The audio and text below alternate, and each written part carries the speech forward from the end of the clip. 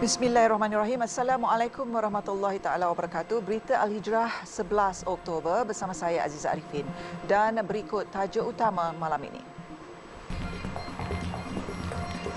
Tarikh pilihan raya SPR bermesyuarat 20 Oktober ini.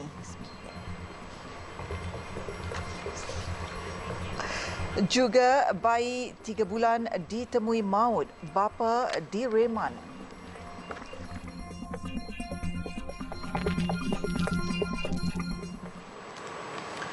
Suruhanjaya Pilihan Raya SPR akan mengadakan mesyuarat khas bagi membincangkan dan menentukan tarikh penting bagi Pilihan Raya Umum ke-15 PRU 15 pada 20 Oktober ini. Setiausaha SPR Datuk Ikmal Rudin Ishak berkata, mesyuarat khas itu juga akan membincangkan dan menentukan tarikh penting bagi Pilihan Raya Kecil PRK Dewan Undangan Negeri Dun Bugaya Sabah. Mesyuarat khas itu akan dipengerusikan Pengerusi SPR Tan Sri Abdul Ghani Saleh yang akan membincangkan tarikh writ pilihan raya, hari penamaan calon, hari pengundian, daftar pemilih dan persiapan lain. Satu sidang media akan diadakan sejurus selepas mesyuarat itu.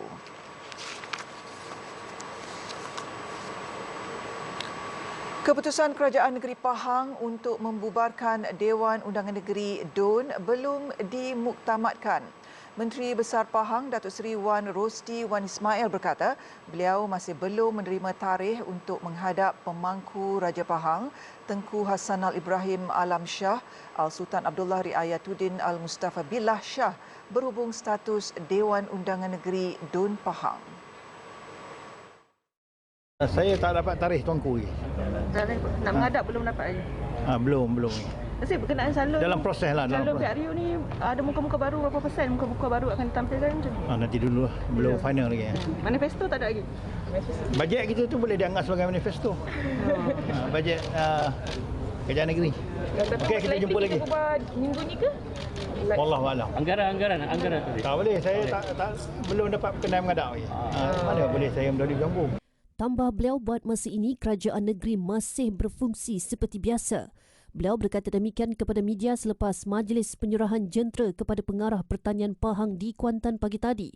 Semalam, Pengerusi Barisan Nasional Datuk Seri Dr. Ahmad Zahid Hamidi berkata DUN di bawah pentadbiran BN kecuali Melaka, Johor dan Sabah akan dibubarkan serentak dengan pembubaran parlimen bagi memberi laluan kepada PRU 15. Pahang ditadbir BN selepas keputusan pilihan raya umum ke-14 menyaksikan BN menang 25 daripada 42 DUN manakala Pakatan Harapan 9 dan PAS 8.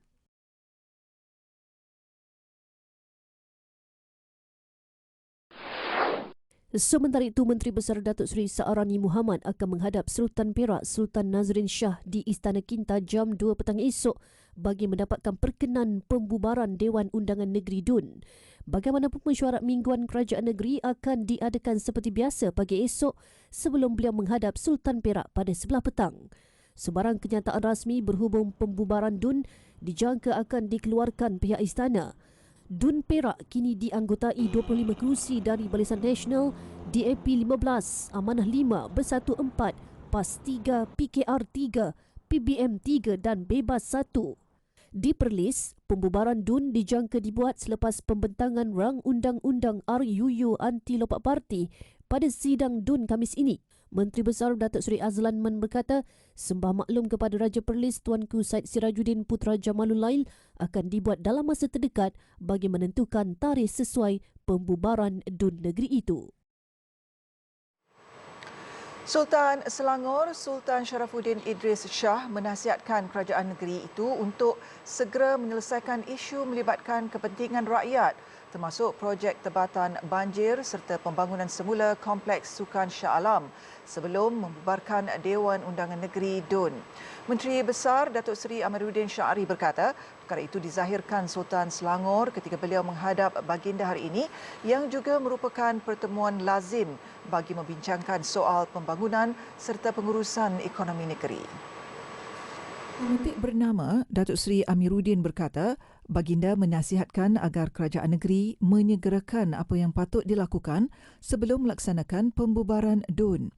Sesi menghadap itu juga tidak mengemukakan cadangan pembubaran DUN untuk memberi laluan kepada PRU 15 tetapi mengikut perancangan asal untuk membubarkan pada tahun hadapan.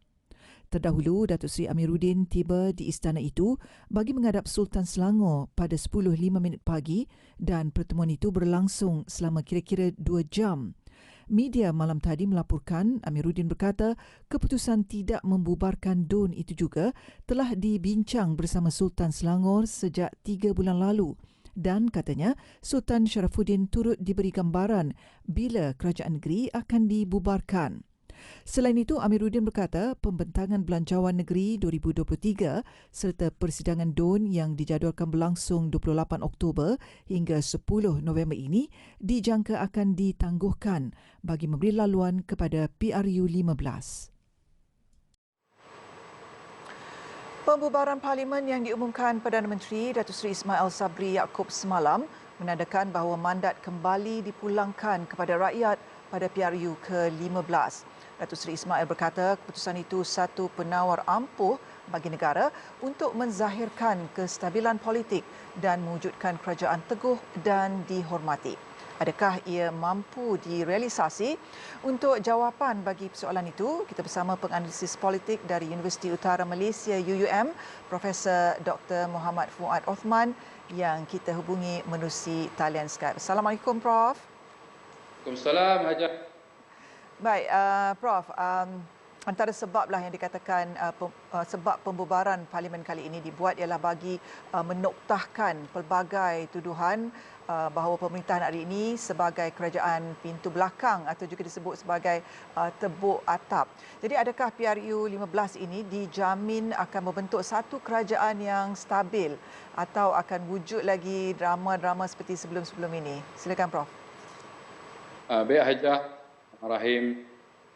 Saya kira rakyat petang untuk membuat pemilihan baru kan, pilihan raya yang ke-15 ini dan berpeluang untuk memilih sebuah kerajaan yang mantap, yang mempunyai majoriti yang selesa, bukannya sedikit kerana majoriti yang tipis akan memberikan kita keadaan yang sama yang kita hadapi sebelum ini.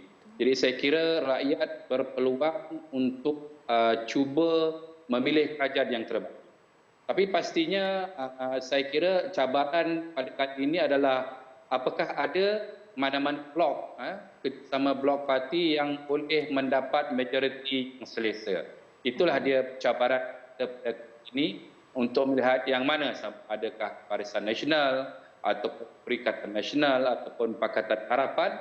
Jadi yang mana sebenarnya boleh mendapat undi yang terbanyak dan sokongan yang terbanyak dan yang penting kerusi yang terbanyak daripada 222 kerusi itu saja.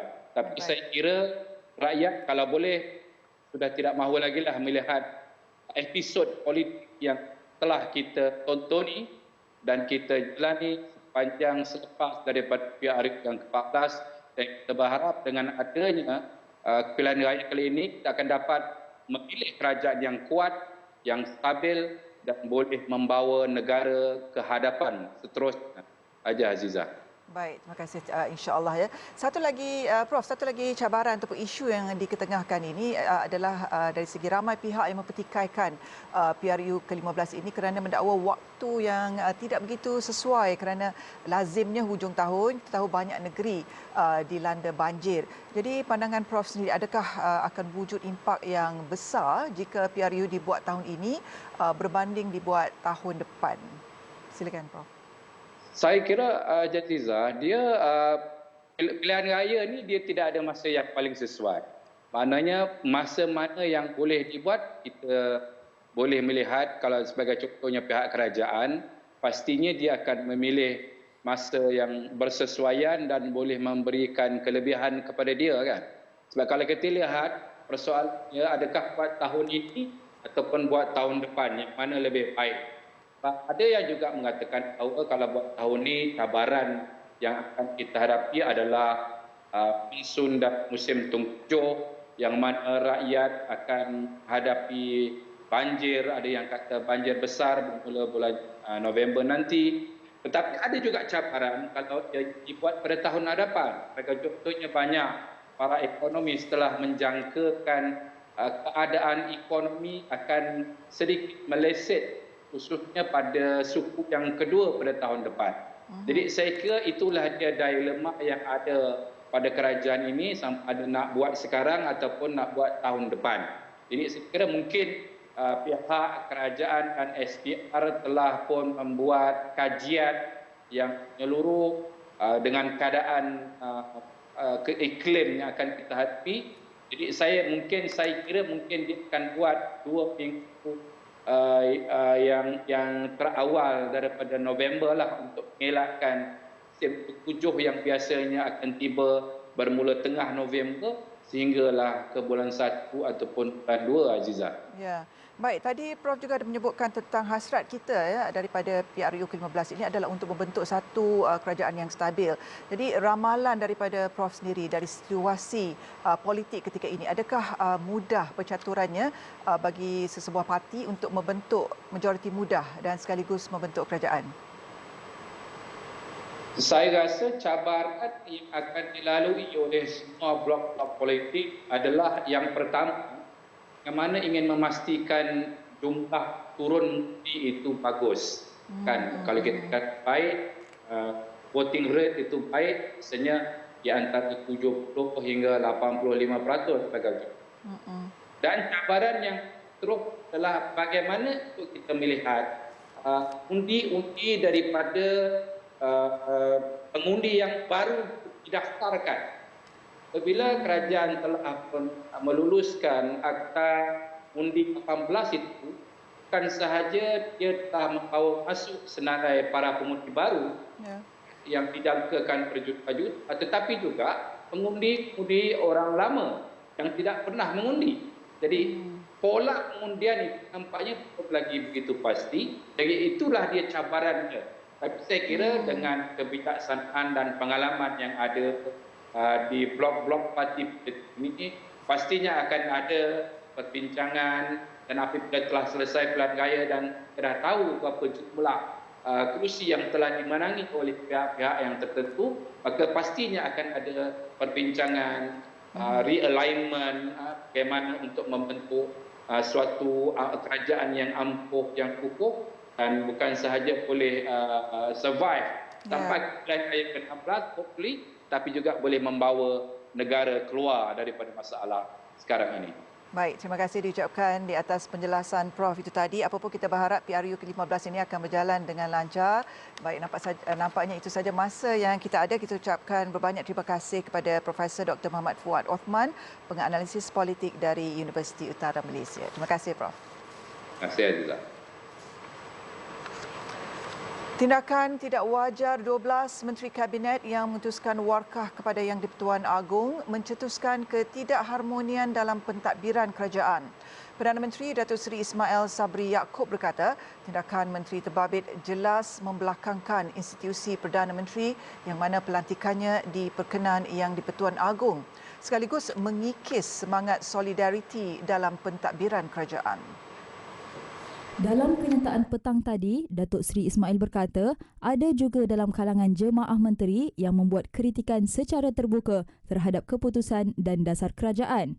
Malah, tindakan Pengerusi Perikatan Nasional PN Tan Sri Muhyiddin Yassin mengisytiharkan musuh utama PN adalah Barisan Nasional BN mengundang bibit-bibit perpecahan sedangkan partinya turut menganggotai kerajaan. Tan Sri Muhyiddin juga selaku Pengerusi Majlis Pemulihan Negara MPN pernah membuat kenyataan yang menyarankan supaya Parlimen dibubarkan kerana mendakwa kerajaan gagal dalam menguruskan negara dan ekonomi dengan baik. Kenyataan itu merujuk kepada kenyataan media Istana Negara semalam yang menyatakan Yang di-Pertuan Agong As-Sultan Abdullah Riayatuddin Al-Mustafa Billah Shah menzahirkan kekecewaan terhadap perkembangan politik semasa tanah air. Datuk Seri Ismail Sabri juga menegaskan kerajaan hanya mampu berfungsi dengan baik melalui kebersamaan dan kesepakatan dalam memberikan perkhidmatan serta manfaat terbaik kepada keluarga Malaysia.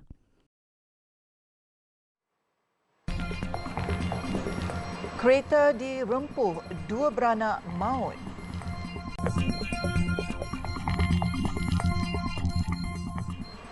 Alhamdulillah bertemu kembali. Bayi 3 bulan ditemui meninggal dunia dalam kejadian di Mukim Padang Hang Alostar ketika dalam jagaan bapanya.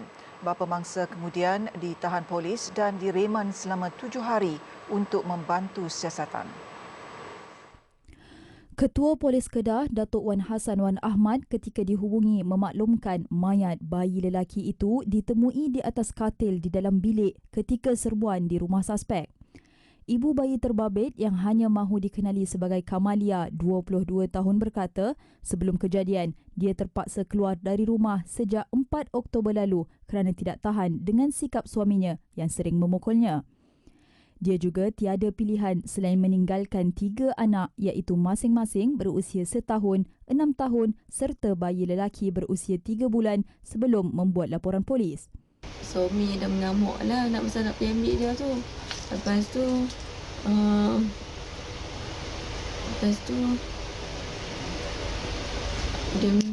dia abang kat saya, dia dapat suami dengan bahan dadah lah. Bau dia pun abang kata anak saya dah tak ada. Kamalia juga pernah menerima 27 jahitan di kepala akibat dipukul selain tangan dan peha ditikam dengan pisau serta mata dicungkil. Dia dalam masa sama terkejut menerima kabar kematian anaknya itu dan terpaksa meletakkan 2 lagi anak perempuannya dalam jagaan mertuanya buat sementara waktu. Jasad bayi itu dihantar ke Jabatan Forensik Hospital Sultanah Bahia HSB untuk bedah siasat. Menurut polis, suspek berusia 28 tahun itu juga didapati positif metafetamin hasil urin. Suspek kini direman selama 7 hari bagi membantu siasatan mengikut Seksyen 302 Kanun Keseksaan. 2 beranak termasuk seorang bayi berusia 3 bulan maut manakala seorang lagi parah dalam kemalangan membabitkan 2 kenderaan di Jalan Simpang Pulai Cameron Highlands siang tadi.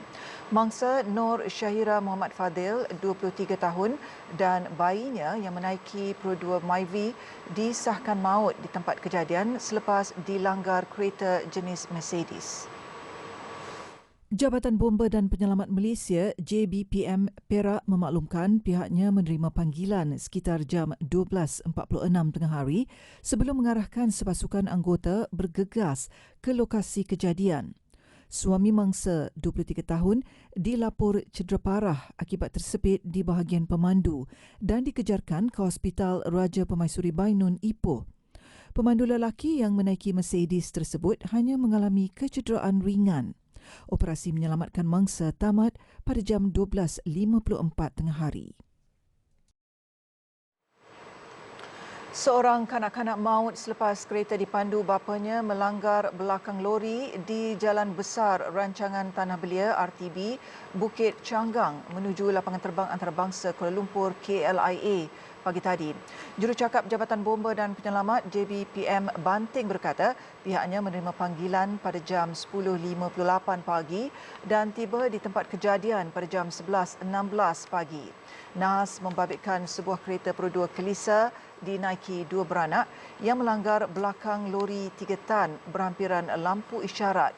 Susulan rempuhan itu, pemandu kereta tersepit di tempat duduk manakala anak lelakinya yang berusia 2 tahun tercampak ke belakang. Kanak-kanak itu disahkan meninggal dunia di tempat kejadian manakala bapa mangsa dihantar ke Hospital Banting bagi rawatan lanjut. Seorang pemandu e-hailing ditemui meninggal dunia di dalam sebuah kereta berhampiran pantai Tok Jembal di Kuala Nerus, Terengganu. Mayat Rosmali Abdul Rahman, 44, ditemui isterinya kira-kira jam 7.30 malam semalam selepas polis mengesan kedudukan terakhir telefon bimbit mangsa. Menurut isteri mangsa Rosmini Nawi ketika ditemui berita Al-Hijrah, suaminya keluar rumah pada jam 8.45 pagi Ahad lepas dan tidak pulang ke rumah sehinggalah dia membuat laporan polis pagi semalam. Rosmini cuba menghubungi telefon bimbit mangsa namun tidak berjawab. Masa jumpa tu pintu tertutup, enjin terbuka. Lepas tu bila dah jumpa saya buka pintu, saya nak tengok dia. Mana tak ada dah. Berbau dah. Ada panggil dia? Panggil dia. Dan saya nampak kaki saya. Nampak kaki dia bengkak dah. Dia keluar dari rumah tu pukul berapa? Dia keluar pada rumah pukul 8.45 pagi. Saya tahu tu sebab saya WhatsApp dia. Saya tanya, abang nak pergi mana? Oh, tak royak dah. Biasa dia nak keluar rumah, dia royak. Abang nak pergi dah. Abang nak keluar dah kerja ni. Hari tu dia memang tak royak sepatah, dia terus keluar. Sementara itu, Ketua Polis Daerah Kuala Terengganu SCP Abdul Rahim Maddin ketika dihubungi mengesahkan kejadian berkenaan.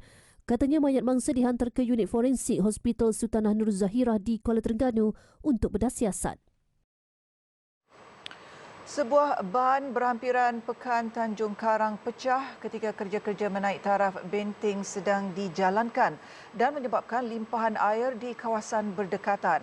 Pengarah JBPM Selangor Nur Azam Khamis berkata, dua lokasi yang terjejas itu adalah Pekan Tanjung Karang dan Jalan Masjid Baru.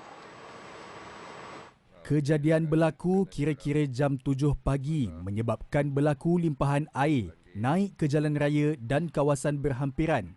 Paras air di sekitar lokasi berada pada kedalaman antara 0.3 hingga 0.9 meter. Bagaimanapun, tiada pemindahan mangsa dilakukan setakat ini. Terdahulu tular di laman Facebook, gambar dan video memaparkan situasi limpahan air di dua lokasi sekitar Tanjung Karang dan keadaan itu dilaporkan kawal. Nur Azam berkata pihaknya akan memantau dari semasa ke semasa bagi persediaan fenomena air pasang besar yang berlaku pada jam 6 petang tadi. Sementara itu, Jabatan Pengaliran dan Saliran Selangor sedang dalam pembaikan ban dan disiapkan sebelum fenomena air pasang. Baham 9 orang, Pak Belang akhirnya tumpas.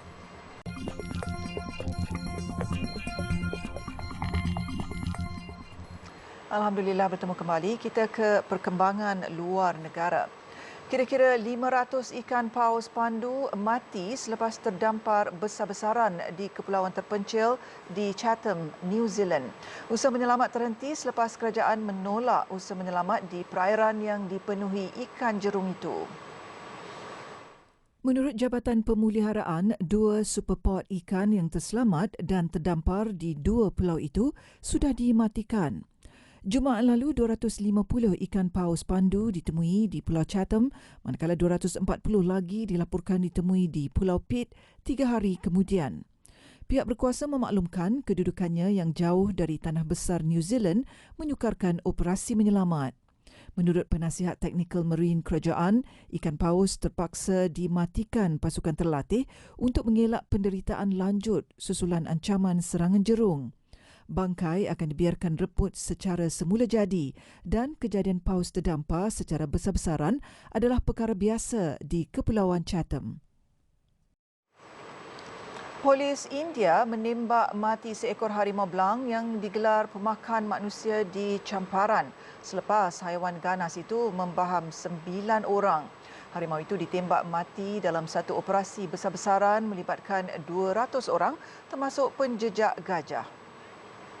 Mamalia itu mencetuskan ketakutan dalam kalangan penduduk setempat selepas ia membunuh sekurang-kurangnya 6 orang dalam tempoh sebulan lalu, termasuk wanita dan anak lelakinya yang berusia 8 tahun. Sehubungan itu, pihak berkuasa India memutuskan untuk menembak mati haiwan tersebut bagi mengelakkan lebih ramai penduduk menjadi mangsa. Beberapa percubaan awal untuk menembak ubat pelali terhadap harimau jantan itu menemukan kegagalan. Ketua Polis Champaran, Kiran Kumar memberitahu polis melepaskan 5 das tembakan untuk membunuh harimau berkenaan. Pasukan keselamatan mengambil masa selama 6 jam untuk menyelesaikan operasi tersebut.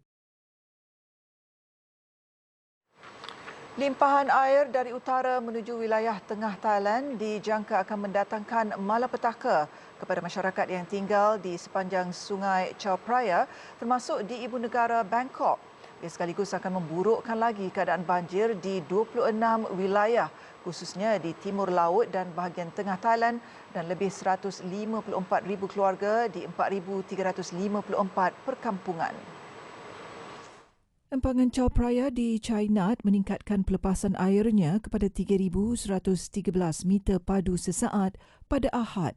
Kadar pelepasan baru ini secara langsung memberi kesan kepada wilayah hiliran kerana ia meningkatkan paras banjir di wilayah yang sudah dilanda musibah itu. Kebimbangan semakin meningkat dengan situasi banjir di Thailand dari China menuju Ayutthaya dan ke Bangkok dijangka akan berdepan situasi lebih buruk.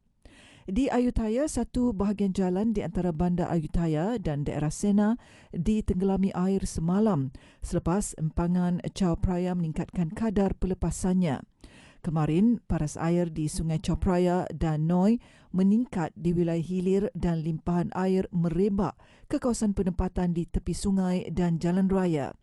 Runtuhan benteng banjir turut dilaporkan di Wat Ban Daeng, kawasan perbandaran Nam Tau dan di Bang Ban yang menyebabkan limpahan air ke jalan Ayutthaya Sena. Bekalan petrol di Tunisia hanya mampu bertahan untuk tempoh seminggu saja. Menteri Tenaga memaklumkan lori tangki kini sedang menunggu giliran untuk mengisi bekalan. Keadaan itu juga mendorong pengguna beratur panjang di stesen petrol selain menyorok bekalan kerana kebimbangan berlaku kehabisan bahan api. Kereta berbaris panjang untuk mengisi minyak di stesen minyak sekitar Tunis menyebabkan jalan raya sesak sejak beberapa hari lalu. Keadaan ini dilihat pengkritik kerajaan sebagai satu lagi petanda krisis yang berlaku dalam sektor kewangan awam. Kapal tangki petrol kini sedang memunggah bekalan di BZ yang boleh menampung bekalan di Tunisia untuk beberapa hari. Tunisia sudah menghadapi kekurangan barangan bersubsidi menyebabkan protes berlaku bulan lalu. Sekian berita Al-Hijrah. Jangan lupa ikuti kami di platform media-media sosial seperti Facebook, Instagram, Twitter, YouTube dan TikTok. Dan layari alhijrahnews.com untuk lagi berita-berita pilihan dan eksklusif. Saya Azharifin. Assalamualaikum dan selamat malam.